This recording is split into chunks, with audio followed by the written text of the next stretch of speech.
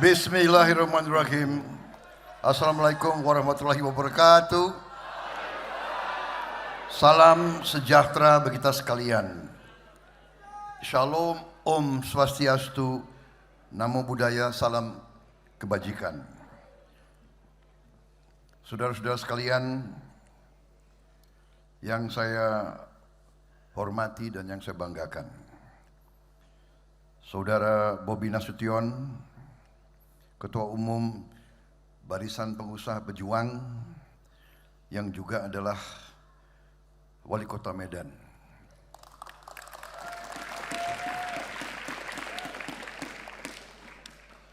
Saudara Rozan Ruslani, Ketua Dewan Penasihat Barisan Pengusaha Pejuang, Ketua Kadin 2015-2021, Duta Besar di Amerika Serikat, Wakil Menteri BUMN, yang pasti Pak Rozan ini orang pinter. Dilihat dari kepalanya yang... Jadi ukuran orang pinter harus dilihat dari kepalanya. Jadi ada cerita, tapi enggak, ini harus serius ya, terima kasih. Nanti urusan itu. Yang saya hormati Ketua Umum HIPMI Akbar Himawan Bukhori, Ketua Dewan Penasihat Barisan Pengusaha Pejuang, yang juga Wakil Ketua Tim Kampanye Nasional Prabowo Gibran. Tadi Pak Rozan Ruslani adalah Ketua Tim Kampanye Nasional Prabowo Gibran. Para Ketua Barisan Pengusaha Pejuang daerah 38 provinsi se-Indonesia yang saya hormati dan saya banggakan, seluruh hadirin yang saya hormati dan saya banggakan. Marilah kita sebagai insan hamba Tuhan, bangsa pejuang, marilah kita tidak henti-hentinya memanjatkan puji syukur kehadirat Allah Subhanahu wa taala. Tuhan Maha Besar, kita masih diberi kesehatan, masih diberi nafas untuk dapat berjumpa di tempat yang baik ini dan mengikuti kegiatan yang sangat penting ini. Saya sebagai pribadi mengucapkan terima kasih atas undangan ini, atas kehormatan yang diberikan kepada saya, dan saya menerima dengan penuh rasa haru dan rasa tanggung jawab. Saya menerima pernyataan dukungan saudara-saudara pengusaha pejuang seluruh Indonesia yang baru saja disampaikan oleh Ketua Umum Saudara Bobi Nasution.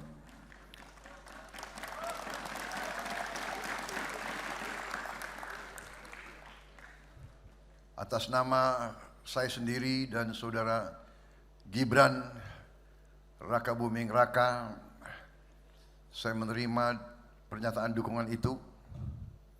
Saya merasa besar hati hari ini. Besar hati karena yang deklarasikan di sini adalah para pengusaha-pengusaha muda dari seluruh Indonesia. Saudara-saudara sekalian, dalam pembangunan suatu bangsa,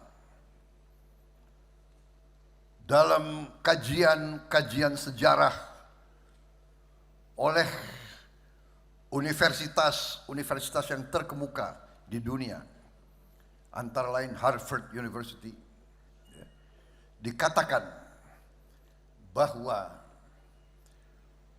dalam pembangunan suatu bangsa, negara yang baru merdeka, baru berdiri, biasanya 70 tahun pertama negara tersebut akan dipimpin oleh para pejuang politik dan pejuang tentara.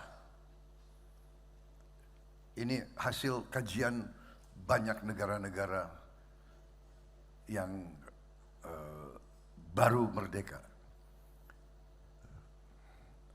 Amerika Serikat, presiden pertamanya seorang jenderal, George Washington. Presiden kedua, ketiga, semua adalah pejuang politik. Dan banyak negara lain. Tapi 70 tahun selanjutnya, ini hasil riset dari Universitas Kemuka. Kepemimpinan suatu bangsa nanti, menurut kajian itu, akan muncul dari kalangan pengusaha-pengusaha. Kenapa? Ini memang alamiah, ini memang kebenaran sejarah. Pertama, kita rebut kemerdekaan dari penjajah. Penjajah yang datang ke sini membuat kita menjadi budak, membuat kita jadi kacung, mengambil kekayaan kita. Kita harus rebut dengan perang kalau perlu. Perang politik dan perang fisik. Dan itu yang dilakukan oleh pemimpin-pemimpin kita generasi yang pertama. Tapi sesudah itu, bagaimana kita wujudkan kemerdekaan? Merdeka sebenarnya bukan hanya punya DPR MPR, bukan hanya punya bendera, bukan hanya punya gedung-gedung pemerintah. Itu merdeka secara fisik, secara seremonial, bukan merdeka secara hakiki. Merdeka secara hakiki adalah rakyat negara itu hidup sejahtera. Itu merdeka hakiki. Merdeka hakiki adalah kalau rakyat Indonesia tidak ada yang miskin, itu kita merdeka. Merdeka sejati kalau tidak ada anak-anak Indonesia yang stunting, yang kurang gizi, yang tidak minum susu. Dan ini hanya bisa dilakukan kalau ekonomi kita berkembang, kalau ada penciptaan kekayaan untuk seluruh rakyat. Dan siapa yang bisa menciptakan kekayaan untuk seluruh rakyat? Ya, para pengusaha itu, saudara sekalian. Jadi masa depan bangsa kita terletak di pundak saudara-saudara sekalian, para pengusaha. Karena saudara-saudara yang akan menciptakan lapangan kerja. Maaf, sekarang ya di negara kita ini banyak yang berprofesi sebagai pengamat. Kemudian tidak hanya pengamat, ada lagi berprofesi sebagai apa itu ya? Komentator ya. Intelektual, ya kan? Orang pintar. Habis itu banyak kerjanya yang ngomel, gerutu, mencari-cari, ya kan? Saya mau tanya, punyakah mereka, bisa enggak mereka menciptakan lapangan kerja? Punyakah mereka pabrik yang bisa menghasilkan orang bekerja? Saudara-saudara, saya katakan di sini, saya tidak ragu-ragu. Ini hasil kajian sejarah. Memang negara ini, kalau memang kita mau merdeka, kita harus mendorong para pengusaha-pengusaha muda untuk berkreatif, berinovatif, berwira swasta untuk Indonesia menjadi kaya. Kita ingin Indonesia jadi negara kaya. Kita tidak mau Indonesia jadi negara biasa-biasa saja, ya kan? Saudara-saudara sekalian, kebetulan juga, bukan tidak kebetulan, Presiden kita yang sekarang, Presiden Joko Widodo, seorang pengusaha, bukan kebetulan, ya kan? Dan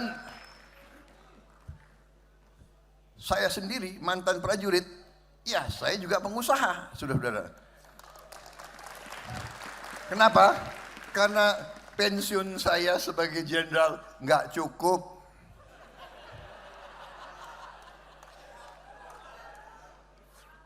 Jadi kalau jenderal itu gagah, iya kan? Gagah. Jenderal. Tapi kalau pensiun, ya kadang-kadang bayar jalan tol aja udah pas-pasan. Jadi saya jadi pengusaha. Dan setelah saya jadi pengusaha, saya belajar betapa beratnya jadi pengusaha. Betapa beratnya. Jadi pengusaha itu hampir sama. Mungkin lebih berat daripada jadi seorang jenderal, seorang panglima. Kenapa? Ya, seorang jenderal panglima, ya, nah, kalau dalam keadaan perang, ya sudah, kita pertaruhkan nyawa. Tapi seorang pengusaha, kalau gagal, ya kan, pabriknya tutup, tokonya tutup, perusahaannya tutup, berapa karyawannya yang PHK, tidak makan, berapa keluarga yang tidak makan. Jadi saudara-saudara, begitu jadi pengusaha, saya juga stres. Mikir gimana bayar bunga bank. Gila, ya kan?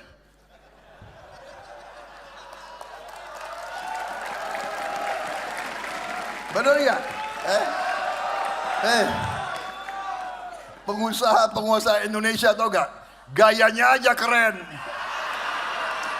Iya kan? Malam-malam dia tidur, mikir, aduh gue dikejar-kejar bank ini besok.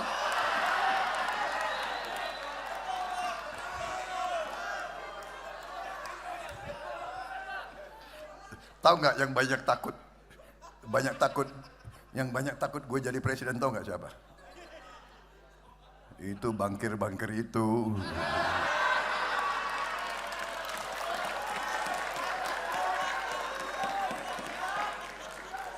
Kita minta kredit, susahnya bukan main. Ya. Aduh, gue ini jenderal ini, letjen. Jelek-jelek gini mantan Pangkostrat, mantan Danjen Kopassus, bintangnya seabrek. Begitu pensiun, minta kredit ke bank, nggak laku itu bintang-bintang.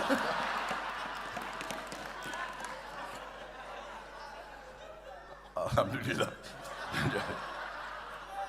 Jadi sama saya nggak usah banyak lagak kau.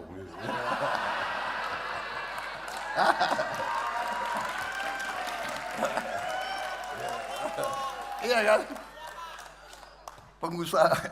Pengusaha Indonesia itu banyak gayanya itu. Tapi selalu ingat, wah utang gue ini gimana gitu. Jadi saudara-saudara, tapi tenang aja, saya tenang karena sudah ada banyak pengusaha, pejuang sudah ada di sini. Saudara-saudara,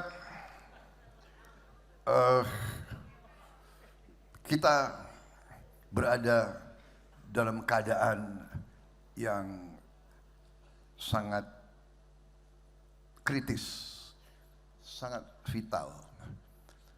Kita bersyukur dan kita harus bersyukur kepada semua pemimpin-pemimpin dan pendahulu-pendahulu, semua presiden pendahulu kita punya jasa dan punya sumbangan. Semuanya. Dan kita pun sekarang harus bersyukur dan harus mengakui prestasi dan keberhasilan Presiden Joko Widodo dan pemerintah yang beliau pimpin. Saya lihat ada kekurangan di pribadi kita, di pribadi orang Indonesia. Kadang-kadang susah mengakui prestasi bangsa kita sendiri. Sulit, ya kan? Ada istilah di kita, nggak tahu dari mana genetikanya ya. SMS. Susah melihat orang senang, senang melihat orang susah. Dan kadang-kadang tidak mau mengakui prestasi kita sendiri, prestasi bangsa kita, prestasi pemimpin-pemimpin kita. Saya teringat salah satu cerita dari Pak Mahathir Mohamad, seorang pemimpin Malaysia. Saya ingat-ingat terus karena kita ini kan hampir sama rumpunnya. Kita ini kan Melayu juga kan. Jadi ini ada sifat orang Melayu, kata Pak Mahathir. Suatu saat Pak Mahathir sedang jalan-jalan di pantai. Dia lihat ada orang tua jualan kepiting. Dia liatin orang tua itu jual kepiting dengan memunggungi. Jadi kepitingnya di baki besar di belakang dia nggak liatin. Pak Mahathir tanya, "Encik, kenapa Anda tidak awasi? Ini kepiting kan hidup semua. Kepiting itu kan bisa naik dinding vertikal, kepiting bisa.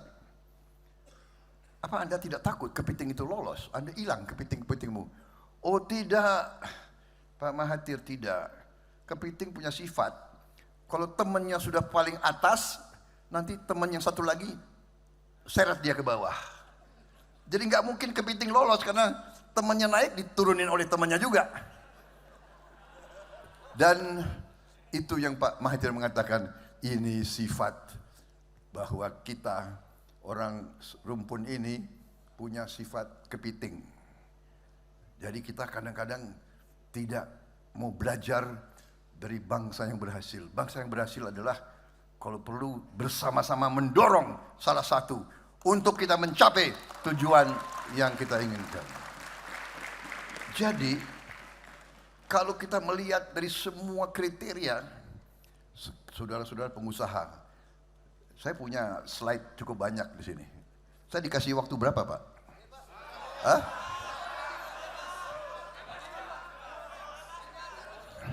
Ini ada 72 slide.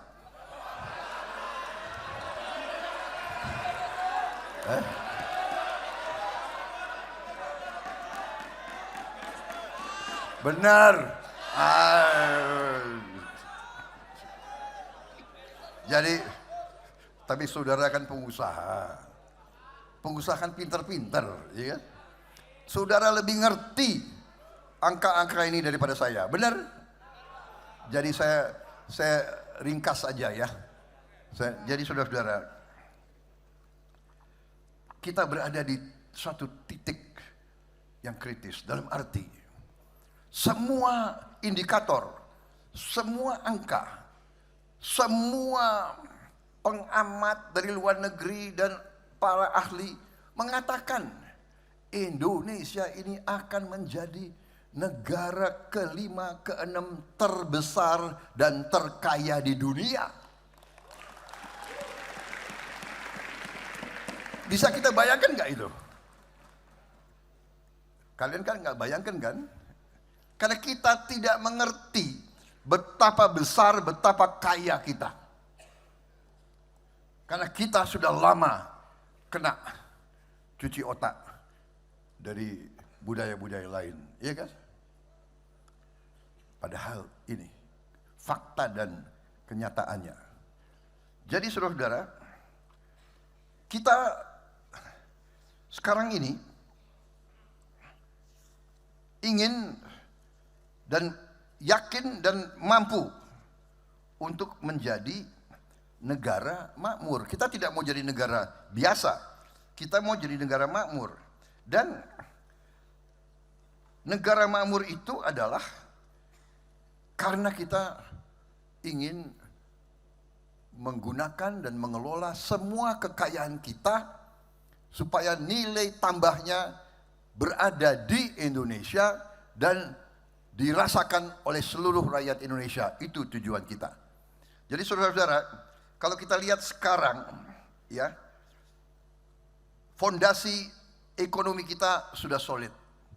Tadi Saudara Akbar mengatakan sedang membangun gedung. Kalau kita bangun gedung, yang paling penting fondasinya. Kita mau bangun bangsa, fondasi ekonomi kita sudah solid, sudah kuat. Sudah sempurna? Belum. Akan kita perbaiki? Akan. Apa kita puas? Tidak. Bangsa yang cepat puas, bangsa itu juga tidak akan maju-maju. Saudara-saudara, kalau kita lihat fondasi ekonomi kita,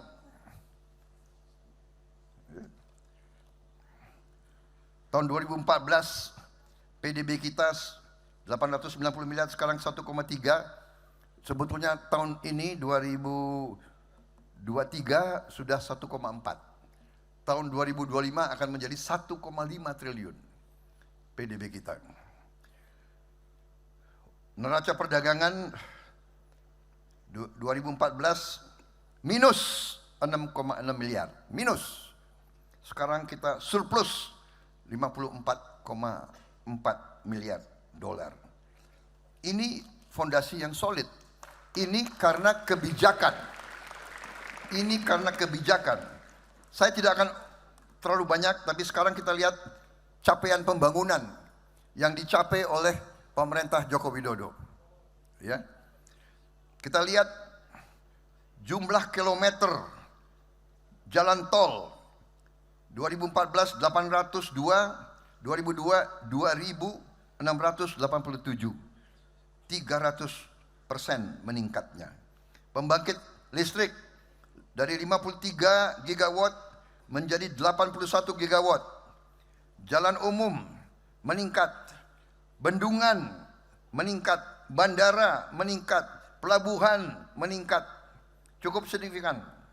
Jumlah pelabuhan 1.655 menjadi 3.157. Saudara-saudara, begitu banyak capaian.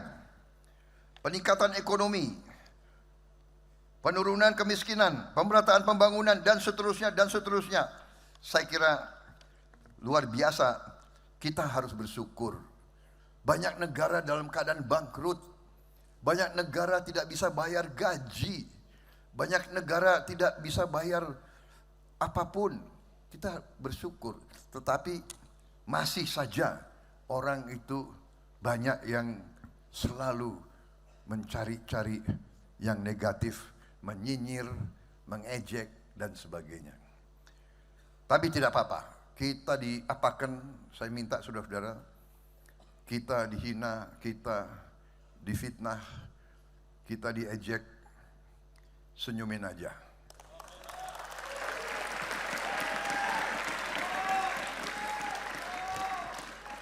Yang penting rakyat sudah paham.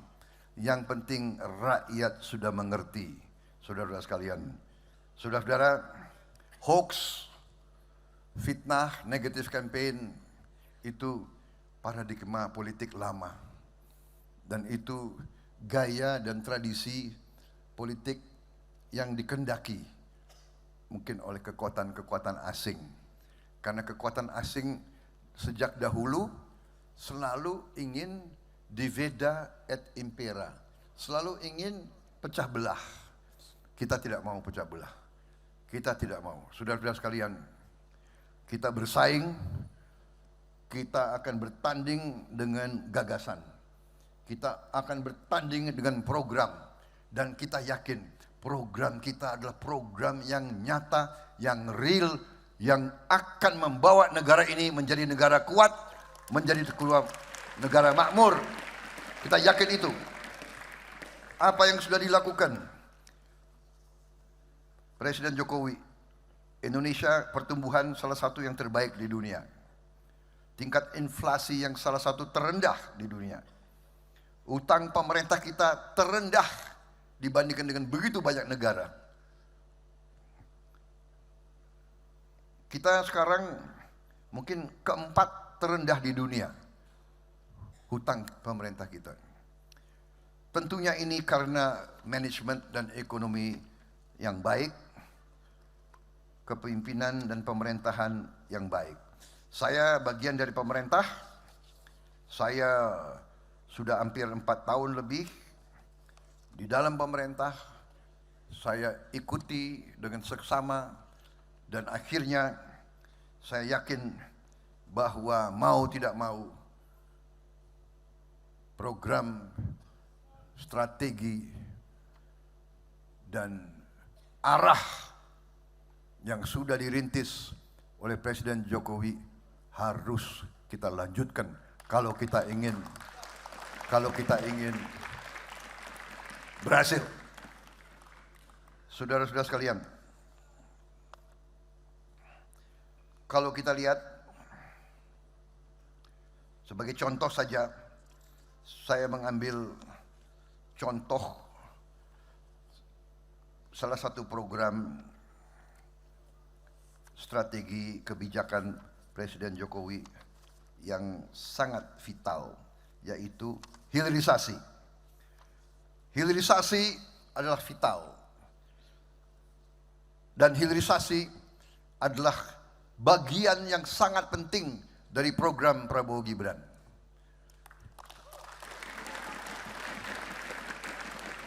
Contoh, kalau kita lihat komoditas satu saja, nikel. Kalau kita lihat nikel saja, kita melihat bahwa dapat dilihat di situ yang sebelum ini, slide sebelum ini. Ya. Tahun 2017 penerimaan kita dari nikel 3,3 miliar dolar. Tahun 2020 Pak Jokowi mengeluarkan larangan ekspor nikel dalam bentuk mentah.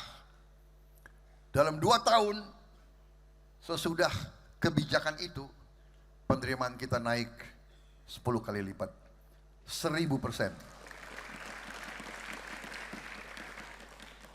Dan kita lihat nilai tambah dari satu komoditas nikel menjadi nikel sulfat naiknya 11 kali. Menjadi precursor bahan-bahan lain naik 19 kali. Menjadi katoda naiknya 37 kali. Dan kalau jadi sel baterai naiknya luar biasa, saudara-saudara sekalian. 67,7 kali. Dari sini saja kita akan menjadi negara yang kuat, negara yang makmur. Industri mobil yang akan datang akan sebagian besar ke arah listrik. Dunia tidak mau ada polusi, dan kita berada dalam posisi yang sangat-sangat kuat.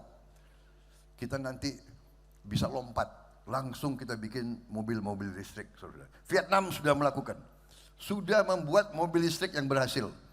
Masa kita kalah sama Vietnam, saudara? Kita punya semuanya. Saudara-saudara sekalian, pemerintah kita meneruskan, ya. Jadi saya ini ya waktu bergabung sama Pak Jokowi, terima kasih beliau ngajak saya, iya kan? Rival 10 tahun, iya kan? Nah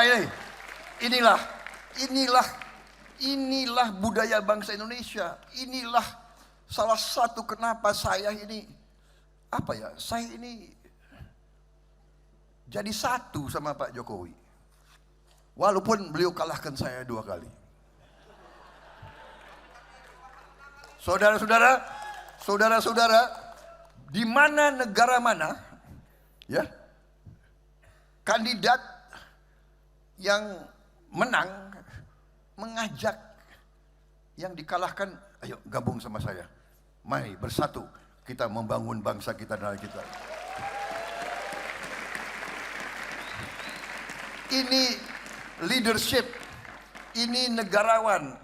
Kalau tidak salah dalam sejarah dunia saya lihat ratusan tahun mungkin hanya 3-4 peristiwa. 1, Abraham Lincoln mengajak rivalnya ya, Seward, William Seward kalau nggak salah. Lucu ceritanya itu, ya kan? Ini Abraham Lincoln sama William Seward 20 tahun rivalnya juga agak kasar lagi. Ya. Pernah Abraham Lincoln ceritanya datang ke kantornya William Seward, sekretarisnya William Seward laporan ke dia, Pak, ada anak muda di luar namanya Abraham Lincoln mau ketemu Bapak. Jawabnya Seward, send that monkey away, suruh itu monyet pergi. Dan si Abraham Lincoln dengar itu, diusir oleh William Seward. Tahu-tahu Abraham Lincoln menang jadi presiden. Begitu menang, dia ajak William Seward masuk kabinet. William Seward kaget. Datang ketemu Abraham Lincoln. Kenapa Anda pilih saya? Anda kan tahu saya nggak suka sama Anda. Abraham Lincoln jawab, saya tahu Anda tidak suka sama saya. Dan saya pun tidak suka sama Anda. Tapi saya tahu Anda cinta United States of America. Saya juga cinta United. Marilah kita bekerja sama untuk United States of America. Saya kira itu yang dilakukan Pak Jokowi terhadap saya, ya kan? Pak Prabowo dalam hatinya ya, dia nggak ngomong begitu, tapi kira-kira Pak Prabowo, maaf ya, aku kalahkan Anda. Tapi marilah kita kerja untuk bangsa dan rakyat Indonesia. Jadi gak usah masalah siapa pingin nomor 1, nomor 2, nomor 3, ya kan? Kok rese banget sih, ya kan? Ini negara 220 juta, benar nggak? Iya kan? Kita harus bersyukur ada orang yang mau jadi wali kota, ada orang yang mau jadi gubernur. Kalau nanti semua orang nggak mau jadi gimana? Iya kan? Orang mau berbakti, mau mengabdi, ya kan? Dicari-cari, inilah itulah, ya kan? Ini terlalu muda, itu terlalu tua.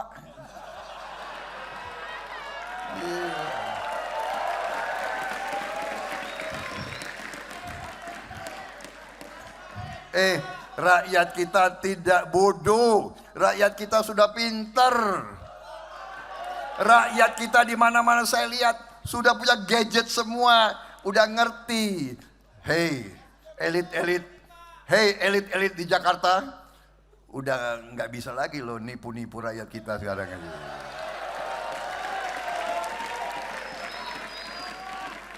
Bagaimana, lanjut atau tidak?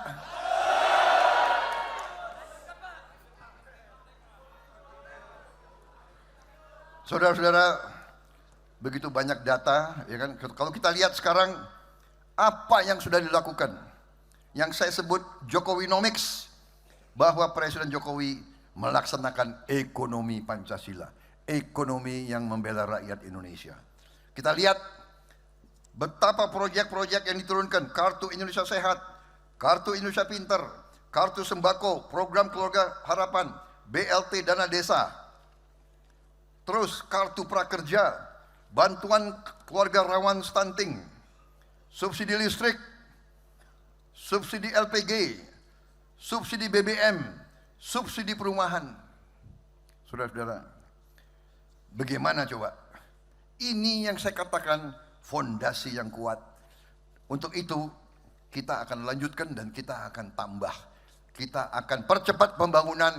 Kita tidak mau lagi ngomong-ngomong reformasi. Tidak, kita sekarang bicara transformasi. Tidak reformasi, transformasi. Kita mau bangun bangsa Indonesia. Tidak begitu-begitu saja menjadi negara kuat, makmur, rakyat kita hidup dengan baik. Kita punya misi asa cita, saya sudah bagikan buku untuk saudara-saudara sekalian, sudah lengkap di situ. Saya sangat yakin siapapun yang baca itu akan faham, akan mengerti. Ini jalannya kita bangkit sebagai bangsa Indonesia, saudara-saudara. Tentunya kita harus memperkokoh ideologi Pancasila, demokrasi dan hak asasi manusia. Kita punya 8 kebijakan itu, ya, membangun dari desa, dari bawah untuk pertumbuhan ekonomi, melanjutkan pembangunan infrastruktur, memperkuat pembangunan sumber daya manusia, dan seterusnya. Paling utama adalah melanjutkan hilirisasi. Dari situ, saudara-saudara, kita ringkas menjadi 8 program hasil terbaik cepat. Kita tidak mau hasil terbaik kapan-kapan. Kita tidak mau hasil biasa-biasa saja. Kita harus berani mengambil langkah menuju hasil terbaik dengan cepat. Rakyat kita tidak sabar, saudara-saudara sekalian. Untuk itu, salah satu program kita adalah memberi makan siang dan susu gratis untuk seluruh anak Indonesia. Dari sejak anak itu berada di kandung ibunya, harus kita dukung dengan nutrisi, dengan gizi yang kuat. Kita harus mencetak lumbung-lumbung pangan desa, daerah, dan lumbung pangan nasional. Kita harus melanjutkan dan membangun sekolah-sekolah unggulan. Kita harus melanjutkan menambah program-program kesejahteraan sosial. Kita naikin gaji ASN, terutama guru, dosen, tenaga kesehatan, dan penyuluh, TNI, Polri, dan pejabat negara, supaya tidak boleh ada korupsi lagi di Indonesia.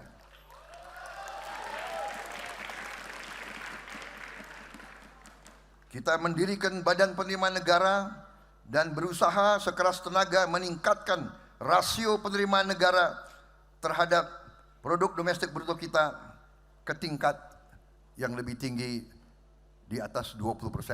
Sasaran kita 23-25%. Saudara-saudara sekalian, ini adalah 8 program hasil terbaik cepat, 17 program prioritas transformasi bangsa, dan saudara-saudara bisa melihat situasinya di situ. Saya kira salah satu yang sangat strategis adalah makan siang di sekolah untuk anak-anak kita.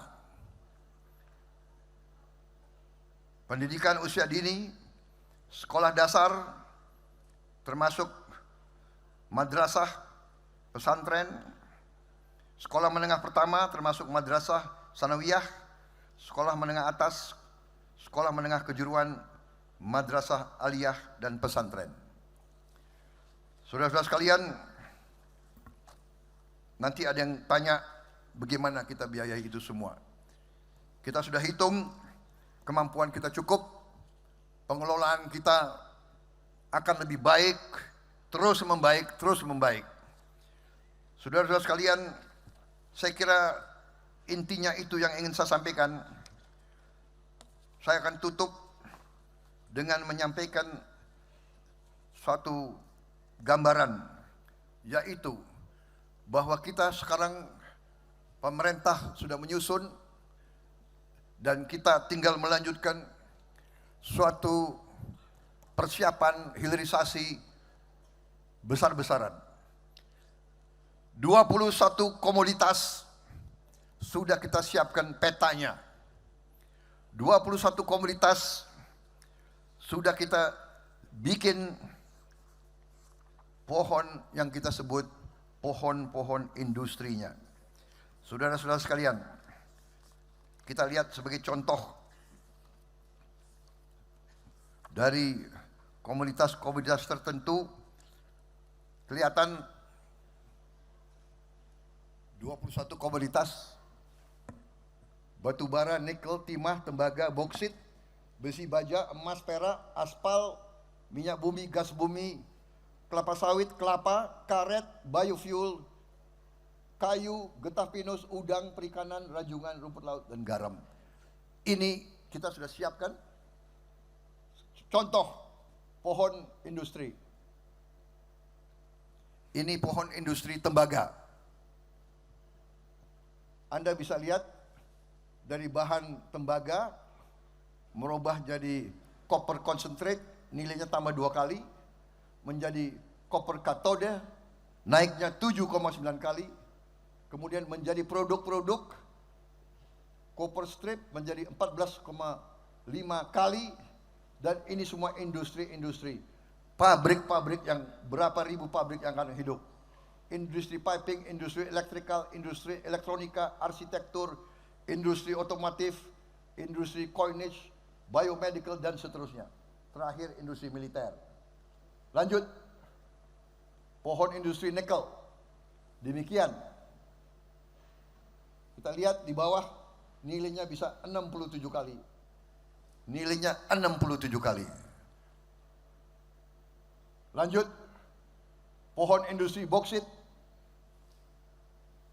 Saudara-saudara, masa depan kalian cemerlang.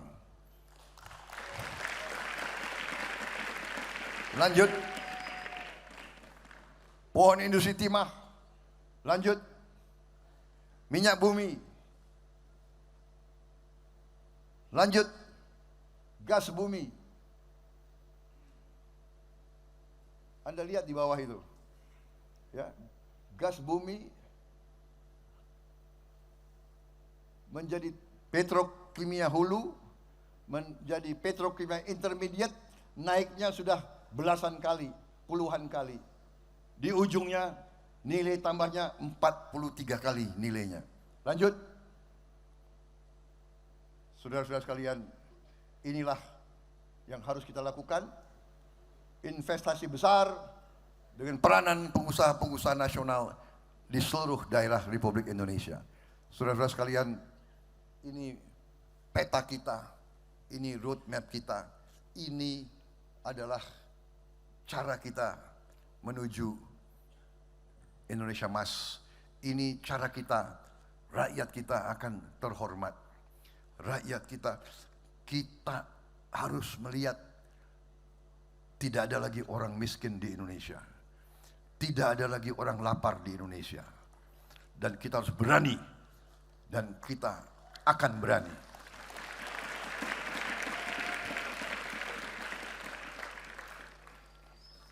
Di semua bidang, program kita terlalu banyak, ratusan program, buku sudah kita siapkan. Yang penting hari ini saya merasa besar hati dengan dorongan dan dukungan pengusaha-pengusaha untuk meneruskan dan menyampaikan di semua daerah. Sampaikan bahwa kita yang punya strategi, kita yang punya program yang real, yang sudah kita hitung, yang sudah kita simulasi, yang sudah kita wargaming secara matematik, real. Sehingga saya katakan, saudara-saudara, saya akan sangat bahagia kalau saya berperan, saya meneruskan pembangunan yang sudah dirintis Pak Jokowi. Saya bisa menyiapkan landasan juga yang kokoh untuk anak-anak muda meneruskan pembangunan, meneruskan kebangkitan Indonesia.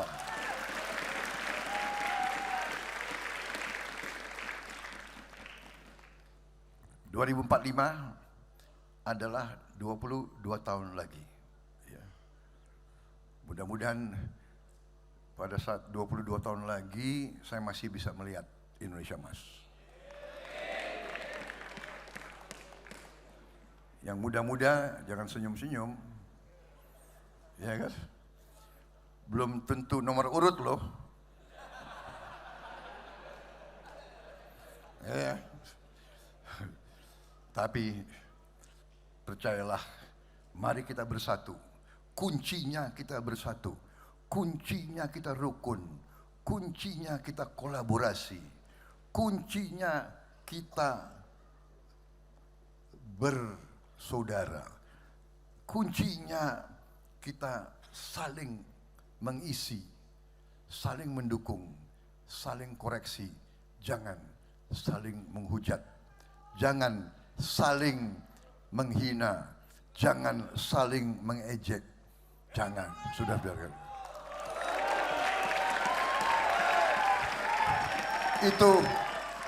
Itu bukan budaya kita. Itu bukan budaya kita.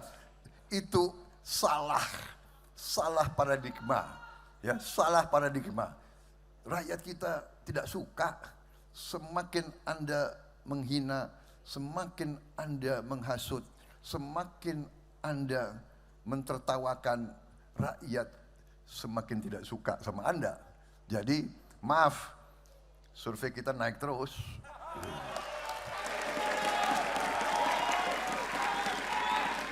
Tapi jangan kita euforia, ya.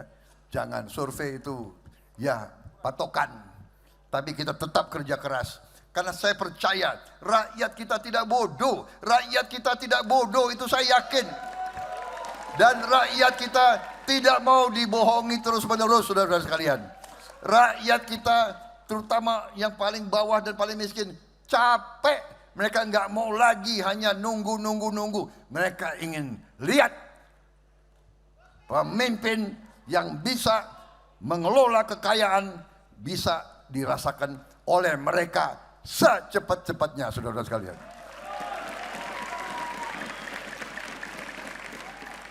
Dan kita percaya bahwa kita bisa.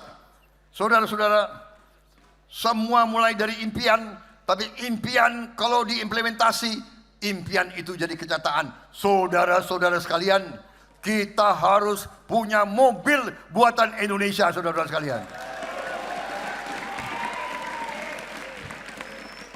Kita beli, bangsa Indonesia beli 1 juta mobil 1 tahun. 1 juta mobil 1 tahun. Masa sih kita nggak bisa ambil 30% saja? 300.000 mobil. Saudara-saudara sekalian, harus percaya kita bisa. Kita bisa, kita wujudkan. Sekarang saja sebagai Menteri Pertahanan, saya diperintah oleh Presiden dan saya bisa wujudkan Jeep buatan Indonesia sendiri, saudara-saudara.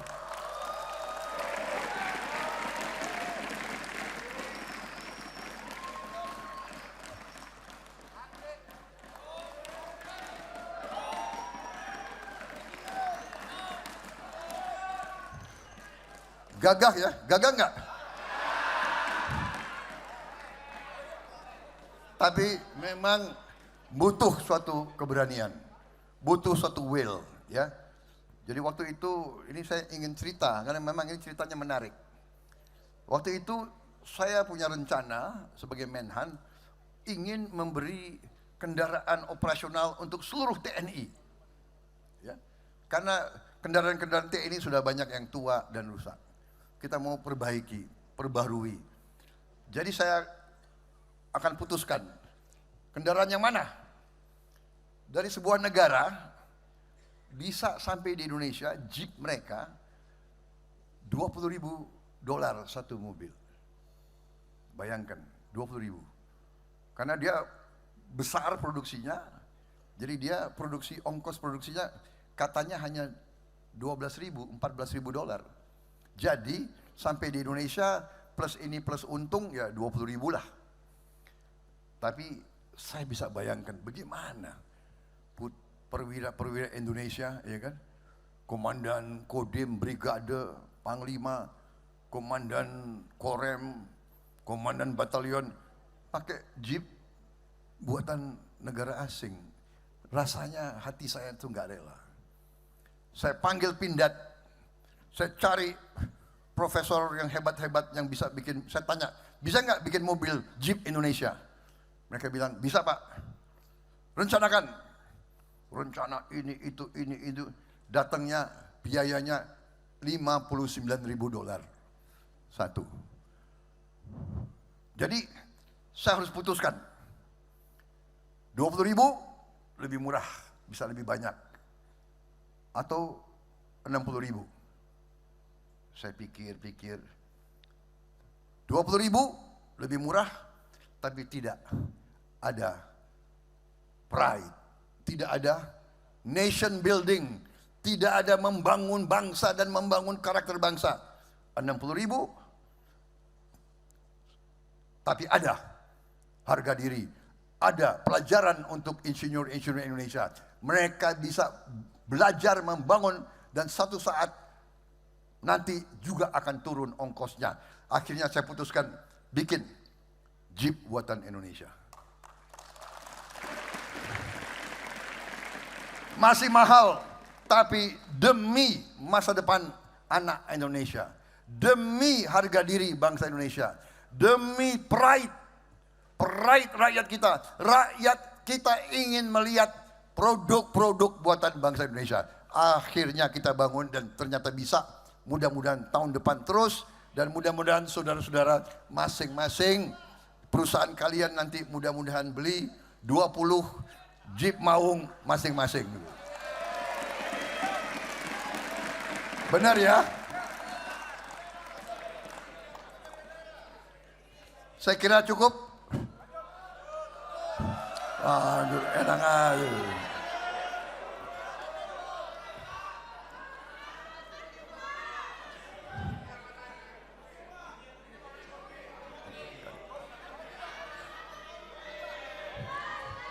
Saya kira jangan terlalu lama lah ya. Satu hal yang saya belajar dari Pak Jokowi. Satu hal ya. Beliau tuh kalau pidato singkat. 10 menit pidato beliau. Ini yang benar ya itu, ya kan?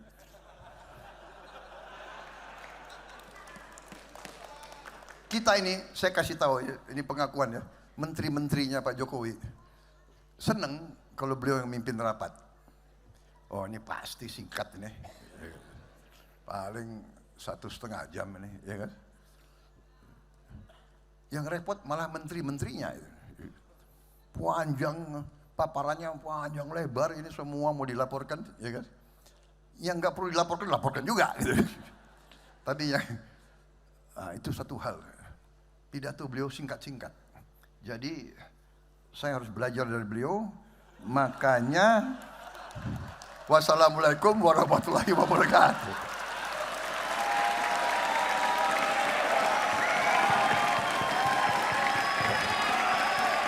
Terima kasih. Terima kasih.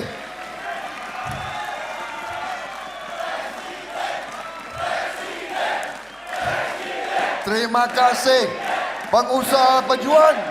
Terima kasih.